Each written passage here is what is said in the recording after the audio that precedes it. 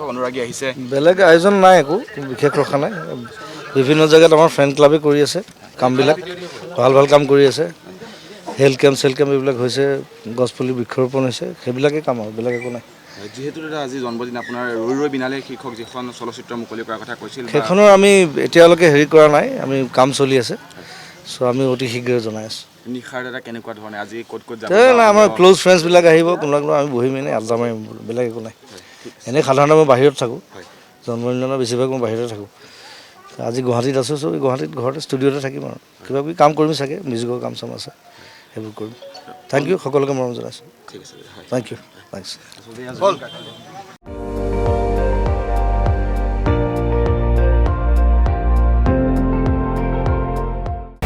আপুনি চাই আছে ND24, সৰ্বশ্ৰেষ্ঠ নহয় সৰ্বোত্তমৰ দৌৰত।